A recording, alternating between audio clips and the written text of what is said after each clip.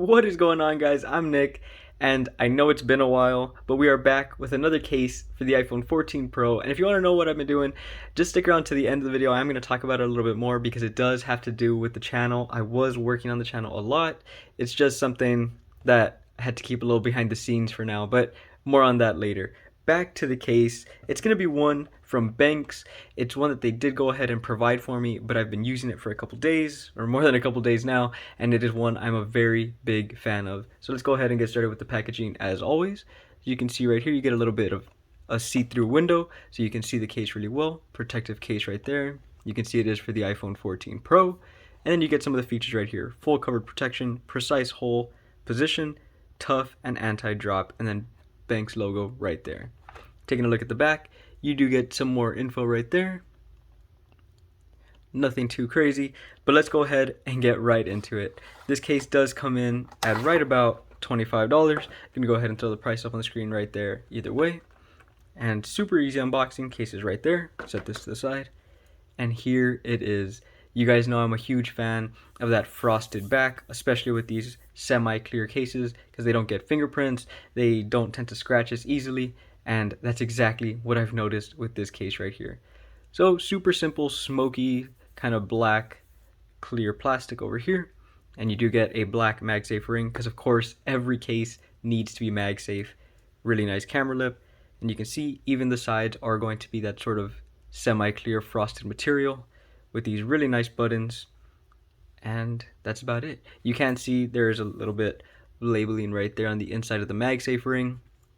If you look at the inside, you do get all of this sort of little texture right here, which is going to help with impact protection, especially on those corner drops. You can see there is those little air pockets on all four corners of the case. But that's it. Let's go ahead and grab the phone and we'll throw it right in. So here we have the iPhone 14 Pro in space black. Definitely needs a bit of a wipe down, but that's all right. Go ahead and start with the left side as always. Snap it in. Super easy to get on, and there it is. Super nice minimalistic case. So of course it's going to be one of my favorites, but let's go ahead and start with some protection. Looking at the camera lip as always, you can see there is a very nice camera lip right there. Doesn't give you the most protection that we've ever seen, but it is going to do the job, and it's going to keep those camera lenses nice and secure inside. Since it isn't an extremely huge camera bump, I do want to try the wobble test just to see how badly, if at all, this case wobbles. So down here where you're normally going to be typing, really no wobble to take note of. It's just going to be when you get to that top left corner, there is going to be a tiny bit of wobble, which not really Benks' fault. They have to do what they got to do to protect those camera lenses. Moving over to the front, we can start taking a look at our screen lip, which I have noticed is going to be pretty minimal. There is a slight lip, but nothing too insane. I do have a tempered glass screen protector on here, so if you don't, you will have more lip, but since I do, this is pretty much what you're going to be working with if you decide to use one. Nothing I'm going to complain too much about since this is a minimal case, and I do kind of prefer that. But just something to take note of. Looking at the side, we do have a rectangle shaped cutout for your mute toggle. Really small cutout, but nothing that's impossible to get to, even if you don't have fingernails or anything like that. And then we get these really nice metal buttons. We can check these out.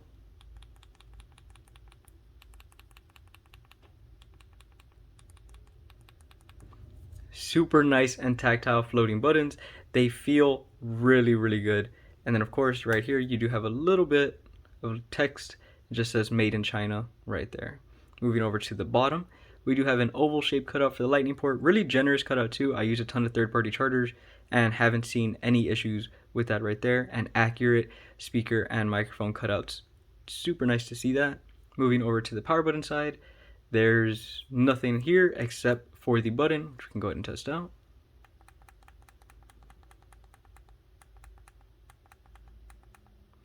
And really nice power button as well. Feels just as good as the volume buttons. And then it's going to be completely closed over on the top with no branding or anything like that. Now something I do want to do with this case, since it was extremely easy to get on, is the fit test. I'm going to go ahead and see. Just like that. So we get a little bit of pull around the buttons, mostly the volume buttons, but the rest of the case is very, very snug. Tiny bit of pull at the bottom as well, but it is because of that very generous lightning port. Now, if we take a look at the back, just did want to mention there is a tiny bit of branding over here on the back by the camera lenses. As you can see right there, it does say Benks, but nothing too serious. Now, the case is MagSafe, so obviously we're going to go ahead and test that MagSafe out. We're going to start with the Spigen OMAG ring as always, so phone stand and grip in one. And we're just going to snap it on right here. As you can see, snaps on just fine. Okay, we lost it right there just once, but I am shaking it pretty aggressively. As you can see, just fine, and it does work really well as a stand as well. You can go ahead and tap on it, and it's not going to get away from you or anything like that. So I don't mind using this accessory with my phone and this case at all. Now we are going to test some wireless charging as well as a little bit of MagSafe strength as well with the Apple battery pack. Snap it on right there. Charges just fine, as you can see, and pretty nice adhesion right there, as you can see. I don't think this is one of those cases that if you drop it, the battery pack would stay on right there, but it's got some really nice magnets, and I don't think you'd lose it just sliding it in and out of your pocket the way most people are going to be doing. So I would also really like to use this with the case, no issues there. But the big one is going to be the Apple leather wallet. Of course, I do like to use my MagSafe wallets, so let's try it out. It does detect the wallet just fine, as you can see there. And it does feel pretty slick since that back is that frosted material. As you can see right there, if you drop your phone with this case, you probably will need to go pick up your wallet as well. But again, same thing, sliding it in and under your pocket. I don't think this would be an issue at all for really anyone. So I would also trust this case with my leather wallet. Now I'm sure you guys have noticed it does collect sort of the oils from your hands a little easily, which I do want to mention because they're actually really easy to just wipe off.